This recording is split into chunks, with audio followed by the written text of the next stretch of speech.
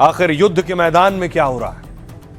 Hormuz में America ने नाकेबंदी की और लौटा दिए जहाज। दूसरी तरफ इजराइल लेबनान पर हमले कर रहा है, ये हिजबुल्लाह पर टारगेट किया है।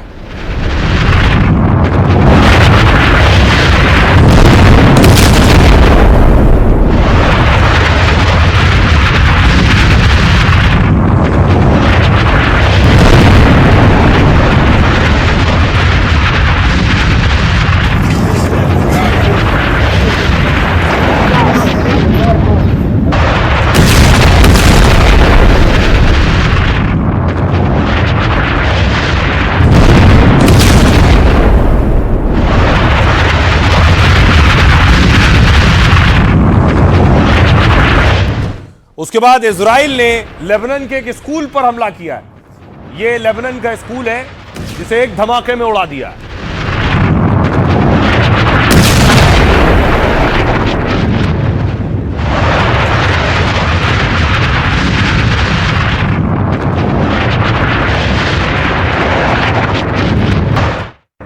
स्कूल के बाद एक सरकारी अस्पताल है, इस सरकारी अस्पताल पर हमला करने का आरोप है इजराइल पर।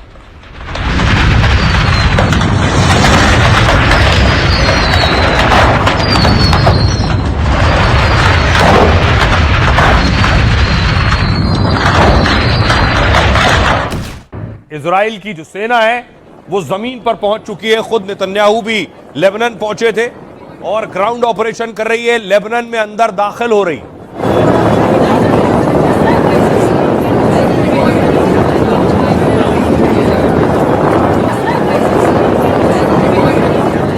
तो जितने इलाके पर कब्जा कर लिया है, वहां देखिए, वहां जो घर हैं उन पर बुलडोजर चलने लगे। लेबनान में इजराइल बुलडोजर चला रहा है।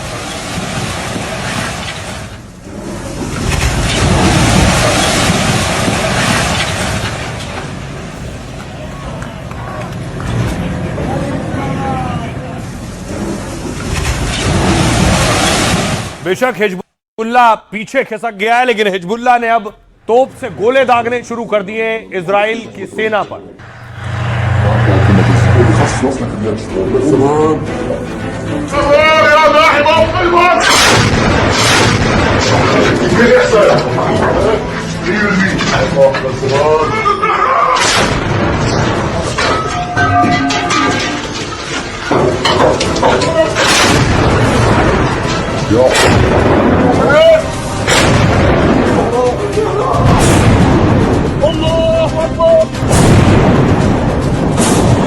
السلام على القاصد الزهراء فاطمة الزهراء بخصص لك اليوم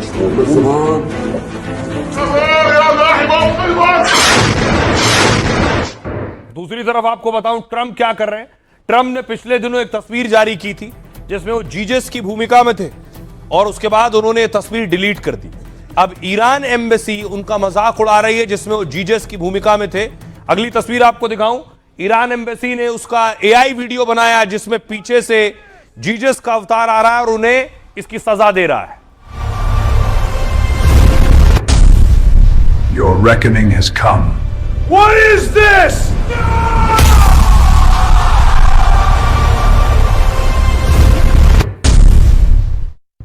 और देखिए अमेरिका क्या कर रहा है अब हॉर्मूज पर।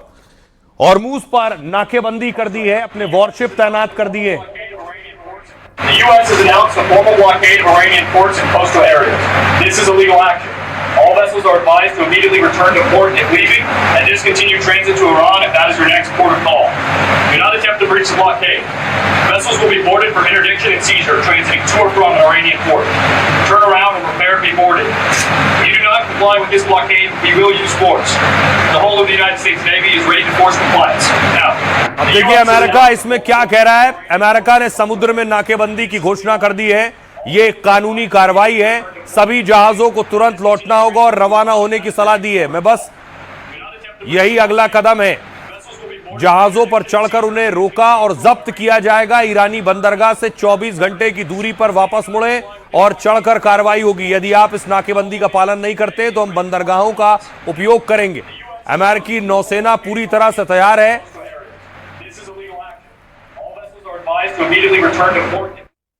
अब देखिए जरा अमेरिका ने कहां कहां नाकेबंदी की है और 10 जहाज जो आने की कोशिश कर रहे थे उन्हें वापस लौटा दिया। ये आप देख रहे हैं हॉर्मूज। ये देखिए, सबसे पहले हॉर्मूज के पास अमेरिका ने तैनात किए यूएसएस माइकल मर्फी और यूएसएस पीटरसन की तैनाती की है, क्योंकि ये जो पीटरसन और मर्फी हैं, ये जो माइंस बिछी हैं उनके डिस्ट्रॉयर हैं। उसके बाद देखिए, फारस की खाड़ी पर यूएसएस अब्राहम लिंकन की तैनाती की है अमेरिका ने। ओमान की खाड़ी में क्रूज मिसाइल युद्धपोत तैनात किया गया है। यहां से अरब सागर में यूएसएस त्रिपोली और F-35B लड़ाकू विमान इस पर तैनात है। साथ ही साथ मरीन कमांडोज खार्क द्वीप के पास युद्धपोत में मौजूद है। यह तैनाती और घेराबंदी देखिए, अमेरिका ने इस पूरे रूट पर नाकेबंदी की है और नाकेबंदी का असर यह हो रहा है, अमेरिका ने कहा था कोई भी जहाज हम यहां से गुजरने नहीं देंगे। उसके बाद जो जहाज वहां से गुजर रहा है, अमेरिका ने उन्हें वापस लौटा दिया है कुछ इस तरह से। ईरान से तेल और गैस लेकर कुछ जहाज जा रहे थे, अमेरिका की वार्निंग के बाद वो वापस लौट गए।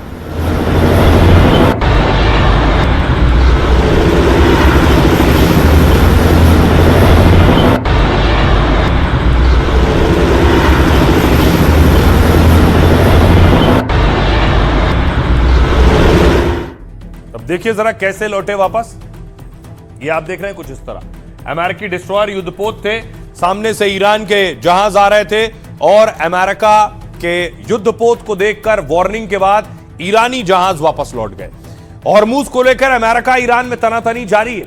हॉर्मूज में अमेरिका ने नाकेबंदी कर दी है, लेकिन हॉर्मूज में अमेरिका ने 10 जहाजों को वापस लौटा दिया। ये सारे जहाज ईरान के बंदरगाहों से निकलने की कोशिश कर रहे थे। अमेरिका ने 10 जहाजों को पहले रोका, फिर उन्हें लौटाया। अमेरिका ने ईरान के झंडे लगे एक जहाज को भी रोक दिया। गाइडेड मिसाइल से ईरानी जहाज को आगे बढ़ने से रोका है। कल चीन के एक जहाज को अमेरिका ने रोक दिया था। नाकेबंदी के बाद इस इलाके से एक भी जहाज नहीं निकला। कल ट्रंप ने हॉर्मूज को हमेशा के लिए खोलने की बात की थी। ट्रंप ने कहा था चीन बहुत खुश है क्योंकि वो स्ट्रेट ऑफ हॉर्मूज को स्थायी रूप से खोल रहे हैं। ये अब कभी भी ब्लॉक नहीं होगा। लेकिन ट्रंप के ऐलान के कुछ घंटे बाद ही हंगामा शुरू हो गया। सुनिए जरा अमेरिका के रक्षा मंत्री क्या कह रहे हैं। अब तक इस इलाके से 13 जहाजों ने लौटने का फैसला किया है। राष्ट्रपति के आदेश के बाद हमने हॉर्मूज इलाके में मजबूत किलेबंदी कर रखी है। अब तक हमारी सेना को किसी भी जहाज पर जाने की जरूरत नहीं पड़ी। कुछ जहाज हॉर्मूज से गुजरे हैं, वो हमारी नाकेबंदी के पहले ही निकल चुके थे। तो ट्रंप ने हॉर्मूज वाले रूट की नाकेबंदी कर दी है। ईरान पलटवार कर रहा है। ईरान कह रहा है अब हम 3 रूट बंद कर देंगे। कौन कौन से वो रूट हैं? ईरान बंद करने की धमकी दे रहा है। ये आप देख रहे हैं ईरान के पास जो फारस की खाड़ी आप देख रहे हैं, वो कह रहा है हम इसे बंद कर देंगे। उसके बाद फारस की खाड़ी के बाद ओमान की खाड़ी आप देख रहे हैं, वो कह रहा है हम ये रूट भी बंद कर देंगे। यानी कतर, कुवैत, यूएई, सऊदी अरब से जो तेल ले जाने वाला जहाज है वो फारस की खाड़ी और ओमान की खाड़ी से होकर गुजरेगा। वो रूट बंद होगा तो उनके जहाज नहीं निकल पाएंगे। इन देशों के जहाज नहीं निकलेंगे तो सबसे ज्यादा परेशानी ट्रंप को होगी। उधर लाल सागर में यहां से भी अगर सऊदी का कोई जहाज जाता है तो उस रूट को भी रोकेगा और यहां से भी जहाज नहीं निकल पाएंगे। अगर मुस्लिम देशों के जहाज नहीं निकलेंगे तब भी परेशानी अमेरिका को भी होगी। सुनिए जरा अमेरिका क्या कह रहा है और ईरान का क्या कहना है। हॉर्मूज में जहाजों की आवाजाही पर रोक है। किसी भी देश के जहाजों को आने जाने की अनुमति नहीं है। ईरान के किसी भी बंदरगाह से ये नहीं गुजर सकते। अमेरिका इस इलाके में जहाजों की सामान्य आवाजाही का समर्थन करता है। दोनों देश किसी अंतिम फैसले पर नहीं पहुंचे हैं। परमाणु मुद्दे पर भी दोनों देशों में सहमति नहीं बनी है। ईरानी सेना पूरे मामले पर नजर रखे हुए है, किसी भी हालत का जवाब देने के लिए तैयार है। हॉर्मूज में 24 घंटे निगरानी रखी जा रही है। दोनों देशों की मदद से हम हॉर्मूज पर नियंत्रण रख सकेंगे। अब देखिए जरा ईरान क्या कह रहा है। अगर अमेरिका नहीं माना और नाकेबंदी की, ईरान की अमेरिका को यह धमकी है। ईरान ने हॉर्मूज नाकेबंदी पर अमेरिका को कहा है कि हॉर्मूज में अगर अमेरिका की नाकेबंदी जारी रही तो लाल सागर, ओमान सागर और फारस की खाड़ी में व्यापार रोकेंगे। और इतना ही नहीं, अमेरिका के जमीनी ऑपरेशन पर बयान दिया। अगर अमेरिका ने ईरान पर जमीनी हमला किया तो ईरान हजारों अमेरिकी सैनिकों को बंधक बना सकता है। हर बंधक के बदले $1 अरब की मांग कर सकता है। खमनेई के सैन्य सलाहकार ने अमेरिका को धमकी दी है, अगर नाकेबंदी जारी रही तो अमेरिकी जहाज डुबो देंगे। अमेरिका को ईरान में उतरकर जमीनी हमले की चुनौती दी है। आपके ये जहाज हमारी पहली मिसाइलों से डूब जाएंगे। ये निश्चित रूप से हमारी मिसाइलों की चपेट में आ सकते हैं। तो अमेरिका ने भी ईरान को एक बार फिर चेतावनी दी है, जो भी जहाज नाकेबंदी तोड़ने की कोशिश करेगा उस पर हमला किया जा सकता है। अमेरिका ने साफ किया, जरूरी होने पर फायरिंग भी होगी। अमेरिका का दावा है अब तक किसी जहाज पर हमले की जरूरत नहीं पड़ी है, सभी जहाज चेतावनी मिलने के बाद वापस लौट गए हैं। ईरान के राष्ट्रपति क्या कह रहे हैं और रक्षा मंत्री क्या कह रहे हैं? अमेरिका ईरान को आतंकी कहता है, लेकिन असल में वो आतंकवादी है। वो कहीं भी किसी की भी हत्या कर सकते हैं और वो हमें मानवाधिकार के बारे में बोलते हैं। उन्हें शर्म आनी चाहिए। लगातार 40 दिनों से स्ट्रेट ऑफ हॉर्मुज़ बंद है। ऊपर से अमेरिका ने अब अपना एक ब्लॉकेड लगा दिया, तो रही सही जो मूवमेंट थी स्ट्रेट ऑफ हॉर्मुज़ से यानी खाड़ी देशों के तेल की, वो भी एक तरीके से खत्म हो गई। ईरान का तेल जो चीन जा रहा था वो भी खत्म हो गया है। और अब ऊपर से जिस प्रकार से ईरान रिवोल्यूशनरी गार्ड ने ये धमकी दी है कि अगर अमेरिका ने अपने ब्लॉकेड नहीं हटाया तो वो रेड सी हूतियों के माध्यम से, जो हूती इनके प्रॉक्सी हैं यमन में, उनके माध्यम से बाबा अल मंदेद जो हॉर्मुज़ जैसा स्ट्रेट है उसको भी ब्लॉक कर देंगे। यानी 20% के करीब जो तेल पूरी दुनिया का हॉर्मुज़ से जाता था और 12% का जो तेल जा रहा है आज की तारीख में रेड सी से, वो सब ठप हो जाएगा। लाजिम सी बात है कि तेल की किल्लत होगी। और उसके बाद अब इस बीच देखिए कि आखिर एक तरफ जंग रुकेगी या जंग फिर से होगी, क्योंकि सीजफायर खत्म हो रहा है, इसलिए कोशिश ये हो रही कि जंग रुके। इसके लिए देखिए मुनीर कहां है। कल मैंने आपको बताया था मुनीर तेहरान पहुंचे और तेहरान में मुनीर ने वहां के विदेश मंत्री, वहां के स्पीकर से मुलाकात की है। कहा जा रहा है ट्रंप का प्रस्ताव लेकर पहुंचे हैं मुनीर।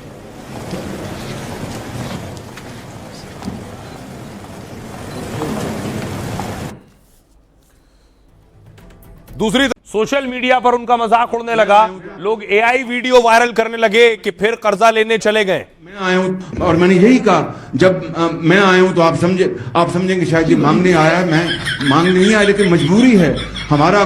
जिस तरह माजी में 75 साल में आपने हमारा हाथ बटाया है, कुछ अर्सा आप हाथ बटा दें। तो मैंने कहा मैं वादा करता हूं कि इंशाअल्लाह हम पूरी कौम हम मिलकर दिन रात मेहनत करेंगे, पसीना कराएंगे अपने पाँव पे।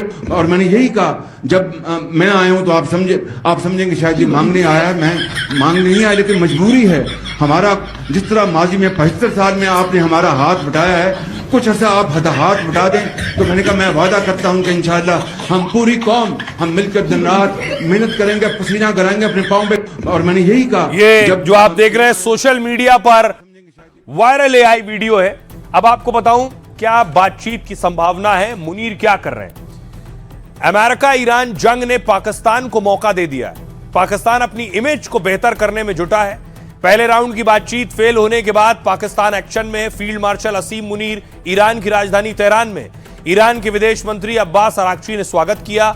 मुनीर गृह मंत्री मोहसिन नकवी के साथ तेहरान पहुंचे। ईरान के विदेश मंत्री सहित कई नेताओं से मिल रहे हैं। अराक्ची के साथ गालिबफ से भी मुलाकात की उन्होंने। सूत्रों के मुताबिक मुनीर ट्रंप का संदेश लेकर ईरान गए। दोनों देशों में गतिरोध को खत्म करने की कोशिश में जुटे। अब इसके बाद मुनीर वॉशिंगटन जाने वाले हैं, ऐसी भी खबरें हैं। तेहरान का दौरा पूरा कर वो अमेरिका के दौरे पर जाएंगे। ईरान से मिले प्रस्ताव को अमेरिकी टीम के सामने रखेंगे। पाकिस्तान में जल्द ही दूसरे राउंड की बात हो सकती है। उधर पीएम शहबाज शरीफ भी मौके का फायदा उठा रहे हैं। शांति वार्ता से इमेज सुधार कर पाक कर्ज लेने की ताक में। यूएई ने पाकिस्तान से कर्ज लौटाने को कहा है। इसके बाद से ही पाकिस्तान की टेंशन बढ़ी हुई थी, लेकिन जंग के बीच शांति वार्ता करवाकर वो कर्ज ले रहे हैं। सऊदी अरब ने ही तुरंत $2 अरब की मदद भेज दी है। कल ही Shehbaz Saudi crown prince Mohammed bin Salman से मिले हैं। शहबाज कुछ और देशों से भी कर्ज लेने की फिराक में है। आईएमएफ से $7 अरब के बेल आउट पैकेज का आकार बढ़ाने की मांग की है। पाकिस्तान को यूएई का $3 अरब का लोन चुकाना है। यूएई दौरे के बाद शहबाज कतर पहुंच गए हैं। अब देखिए बातचीत तो कई दौर की हो रही है, लेकिन बातचीत अटकी कहां है। ईरान 5 साल के लिए परमाणु प्रोग्राम बंद करने को तैयार है, लेकिन अमेरिका अड़ा हुआ है कि 20 साल के लिए बंद करो इसे। ईरान का कहना है कि वो कोई परमाणु बम नहीं बना रहा है, लेकिन अमेरिका और इजराइल को ईरान पर भरोसा नहीं है।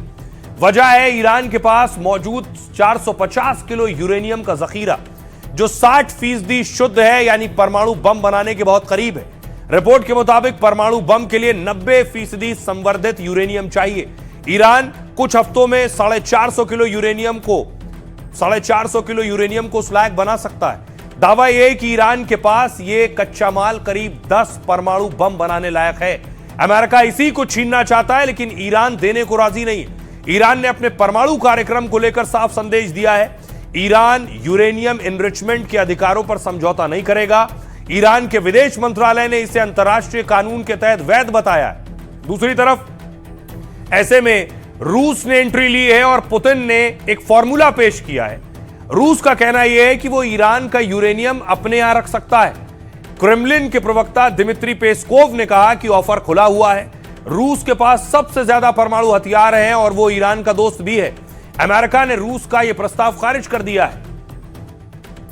और इस बीच बड़ी खबर आ रही है, आपको बता दूं, बड़ी खबर यह, इजराइल और लेबनान के बीच सीज फायर हो गया है। राष्ट्रपति ट्रंप ने सीज फायर का ऐलान किया है। 10 दिन के लिए सीज फायर का ऐलान किया गया। वॉशिंगटन में मिले थे दोनों देशों के नेता। 34 साल बाद मिले थे दोनों देशों के नेता, इजराइल और लेबनान के लीडर्स। उसके बाद ट्रंप ने खुद ट्वीट किया है और कहा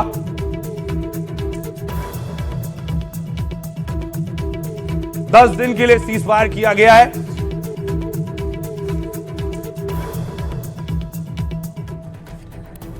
आइए अब खबरों में आगे बढ़ते हैं। सीज फायर ईरान और इजराइल का हो चुका है पहले, जो 21 अप्रैल तक है, और लेबनान और इजराइल का 10 दिन का सीज फायर। खबरों में आगे बढ़ते हैं। हाफिज के राइट हैंड को ठोका। राइट हैंड कौन है हाफिज का? यह हमजा। हमजा को पाकिस्तान में कोई आकर ठोक गया। हमजा भारत विरोधी बयान भी देता था, हमजा कश्मीर विरोधी भी बयान देता था। अगली तस्वीर आपको दिखाऊं, हमजा को कैसे मारा गया। दावा है बाइक सवार आए और हमजा को मारकर फरार हो गए।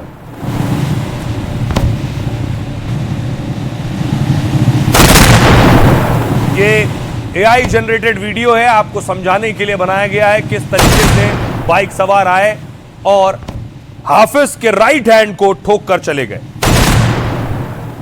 और यह पहली बार गोली नहीं लगी है, इससे पहले भी हमजा को, मई में भी हमजा पर अटैक हुआ था जब वो अस्पताल पहुंचा था।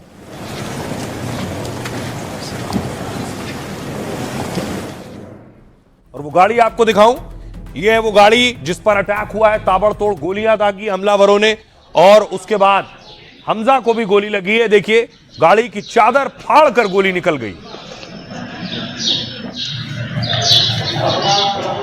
कोई ठीक इस तरह हमजा खड़े थे, पीछे से कोई आया बाइक सवार और गाड़ी पर ताबड़तोड़ गोलियां दागकर चला गया। हाफिज के करीबी आमिर हमजा पर लाहौर में हमला हुआ। हमजा एक न्यूज चैनल से अपने घर के लिए निकल रहा था।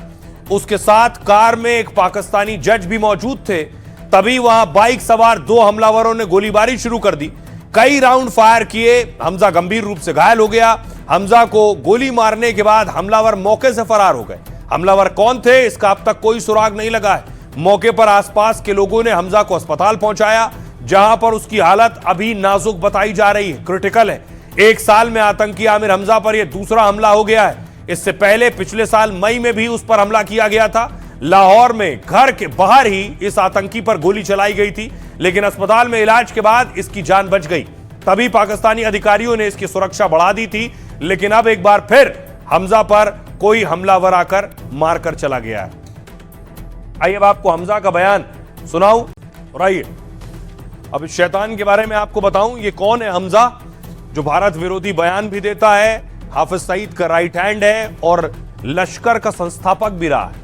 जिस आतंकी को ठोका गया वो लश्कर में हाफिज के बाद नंबर 2 है। इसने हाफिज सईद के साथ लश्कर तैयबा की स्थापना की। भारत में हुए कई बड़े आतंकी हमलों में शामिल रहा है। जम्मू में सेना के ब्रिगेड मुख्यालय पर हमले का मास्टरमाइंड था।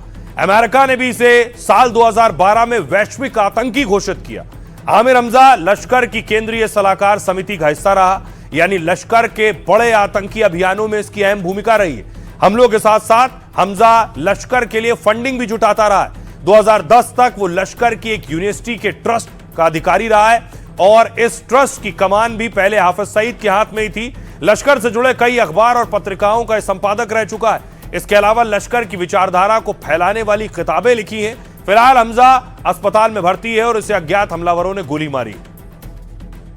तो राइट, हमजा के बाद खबरों में आगे बढ़ते हैं और अब सियासत की तरफ रुख करते हैं। पश्चिम बंगाल आपको लिए चलता हूं। बंगाल में योगी आदित्यनाथ थे और योगी ममता पर हमलावर थे।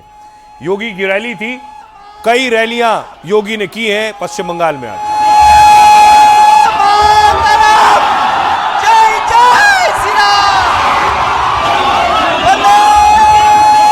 दूसरी तरफ ममता बनर्जी की भी रैलियां थी। ममता बनर्जी ने भी कूच बिहार में रैली की आज।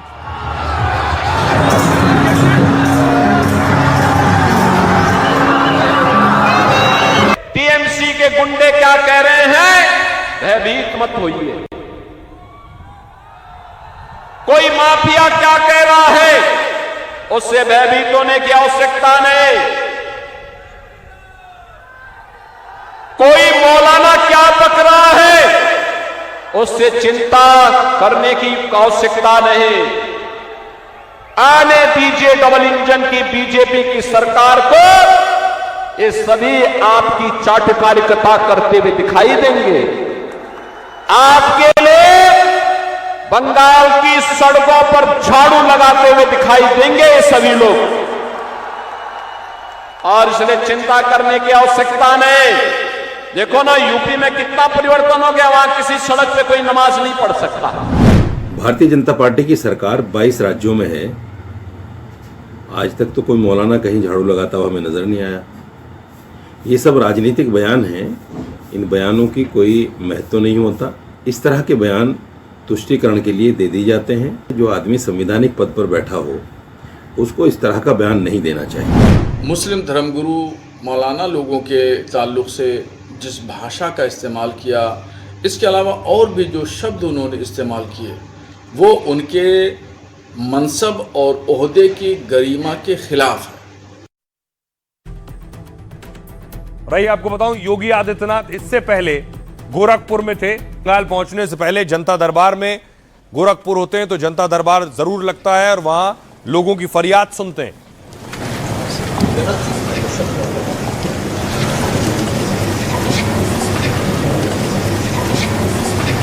तो योगी एक तरफ फरियाद सुन रहे थे गोरखपुर में, इधर संभल में बुलडोजर एक्शन की तैयारी थी। संभल में देखिए बुलडोजर पहुंचे ईदगाह पर, इमामबाड़े पर बुलडोजर चला।